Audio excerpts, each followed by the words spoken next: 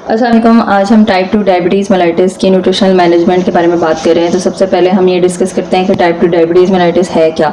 Type 2 diabetes basically जो है ना क्रॉनिक कंडीशन होती है, जो बॉडी जिस तरीके से प्रोसेस करती है ना ब्लड शुगर को, जो कि ग्लूकोज है, उसको जो है ना अफेक्ट करती है। ठीक है, तो उसमें यह है कि बॉडी या तो रेजिस्टेंट हो जाती है इंसुलिन को, या इनफ इंसुलिन नहीं प्रोड्यूस करती, जिसका रिजल्ट क्या होता है कि आपका ब्लड शुगर जो होता है ना वो एलिवेटेड होना शुरू हो जाता है। ठीक है, सिम्टम्स इसके क्या हैं? सिम्टम्स बेसिकली जो है ना वो ग्रेजुअली डेवलप होते हैं, जिसमें आपको प्यास बहुत ज़्यादा लगनी शुरू हो जाती है, यूरिनेशन आपकी फ्रीक्वेंट शुरू हो जाती है, थकावट बहुत ज़्यादा होती है, अक्सर आपका विजन ब्लर होना लग जाएगा। ठीक है, और जो आपके चोट लग गई है उसकी हीलिंग बहुत स्लो हो जाएगी, इन्फेक्शन आपको बार बार होने लग जाती हैं, समटाइम्स डार्केंड स्किन एरियाज भी हो जाते हैं, स्पेशली आर्मपिट्स में, नेक में। ठीक है, और उसके अलावा जो अनएक्सप्लेन्ड वेट लॉस है वो भी इसमें होना शुरू हो जाता है। नेक्स्ट क्या हो गया कि व्हाट हैपन्स अगर ट्रीटमेंट ना हो, तो अगर मैनेज नहीं करेंगे ना इसको इफेक्टिवली, तो इसमें काफ़ी सिवियर कॉम्प्लिकेशंस हो सकती हैं, जैसे कि हार्ट डिजीज़ है। ठीक है, आपका जो हार्ट डिजीज़ और स्ट्रोक का रिस्क जो है वो इंक्रीज़ हो जाएगा। नर्व डैमेज, जिसको न्यूरोपैथी भी कहा जाता है, उसका चांस आपका इंक्रीज़ हो जाएगा। हाई ब्लड शुगर जो होता है ना वो नर्व्स को डैमेज करता है, स्पेशली जो लेग्स और फीट की होती हैं। ठीक है, किडनी डैमेज आपका हो जाता है, तो किडनी फंक्शन जो आहिस्ता से डिक्लाइन होता जाएगा और फिर इवेंचुअली किडनी फेलियर के चांसेस इंक्रीज़ हो जाते हैं। आई डैमेज हो सकता है। हाई ब्लड शुगर जो होता है ना वो जो ब्लड वेसल्स होती है ना आईज में, उसको अफेक्ट करता है, तो विजन लॉस में भी रिजल्ट कर सकता है। इसके अलावा फुट डैमेज जो है, क्योंकि सर्कुलेशन जो है वो पुअर होती है, तो सिवियर और नर्व डैमेज जो होता है ना वो फिर फुट अल्सर्स बार बार कॉज होता है, इन्फेक्शंस कॉज करता है। आपने देखा होगा कि अक्सर जो डायबिटिक्स होते हैं उनके पाँव में अक्सर कोई ना कोई मसला होता है, क्योंकि उनको अगर चोट भी लगी है और ब्लीडिंग भी हो रही हो तो उनको पता नहीं चलता, क्योंकि वहाँ पे फीलिंग बिल्कुल ख़त्म हो चुकी होती है। ओके जी, कौन से टेस्ट होंगे और किस तरीके से आपने मॉनिटर करना है? तो डायग्नोज इसको करने के लिए आपने फास्टिंग ब्लड शुगर लेवल अपना टेस्ट करवाना होता है। ठीक है, ओवरनाइट फास्ट के बाद आप चेक करवाओगे तो ज़्यादा अच्छा रिजल्ट आएगा, जो कि लाइक राइट आफ्टर वेकिंग आप जो चेक करोगे ना वो सबसे बेहतर रिजल्ट देता है। फिर HbA1c का आप टेस्ट करवाते हो तो आपके पिछले 2-3 मंथ्स का जो पिक्चर है ब्लड की, कि क्या आपके ब्लड शुगर लेवल्स रहे हैं ना बॉडी में, वो आपको बता देता है। उसके अलावा ओरल ग्लूकोज टॉलरेंस टेस्ट भी एक चीज़ होती है, जिसमें क्या होगा कि आपको ना ये लैब वाले खुद ही परफॉर्म करते हैं, आपको एक सर्टन अमाउंट ऑफ शुगर जो है या ग्लूकोज दी जाती है, फिर मैनेज करते हैं कि किस तरीके से आपकी body after every few hours जो शुगर है ना उसको डिजोल्व कर रही है। ठीक है, या नहीं कर पा रही, तो इससे पता चल जाता है कि आपको डायबिटीज़ का रिस्क है या नहीं है। तो रेगुलर मॉनिटरिंग आपने कैसे करनी है? तो सेल्फ मॉनिटरिंग जो है ब्लड शुगर लेवल की, वो डेली वेरिएशन जो है उसको चेक करने के लिए ज़रूरी होती है। तो उसमें फिर आपको ग्लूकोमीटर वगैरह से अपना डेली जो ब्लड शुगर है वो टेस्ट करना होता है। ठीक है, तो डाइट थेरेपी क्या होगी टाइप 2 डायबिटीज़ के लिए?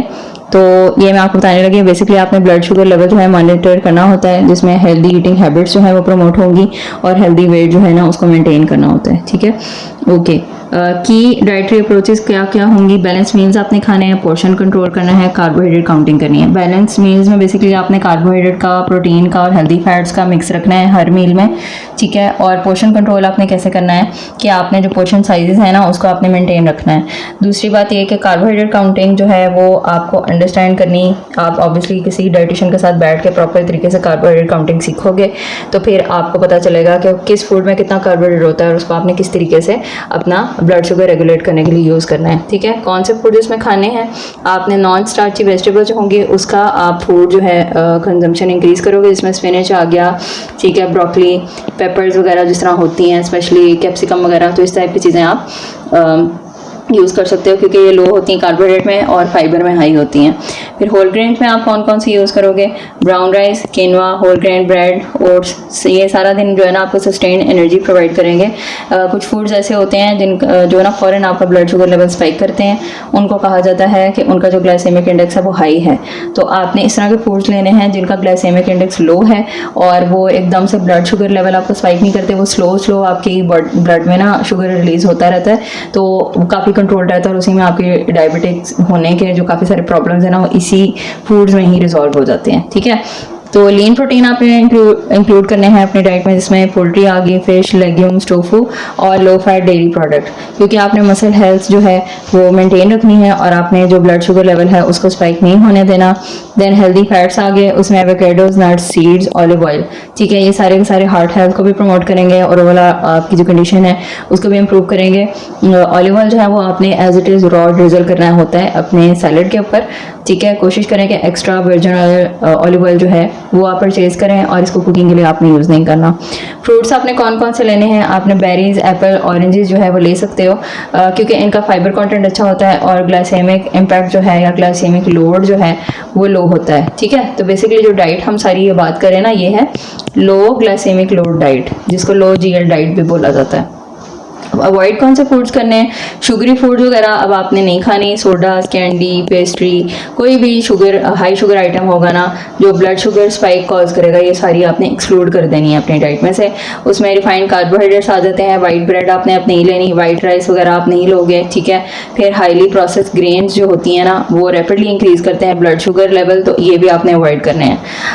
हाई फैट प्रोसेस फूड जो होते हैं जिस तरह के फ्राइड फूड्स हैं, कोई भी स्नैक्स जो प्रोसेस हुए हैं अनहेल्दी फैट्स के साथ और शुगर्स के साथ, ये सारे आपने अवॉइड करने हैं क्योंकि अक्सर औकात जो लाइक कमर्शियली प्रिपेयर्ड होगा ना फूड उसमें ज़्यादातर हाई फैट होगा, हाई शुगर होगा, क्योंकि most people want to get good taste, वो हेल्थ के लिए परचेज नहीं कर रहे होते और ना ही बेकरी आइटम जो है हेल्थफुल फूड्स बनाए नहीं होते उन्होंने, ठीक है।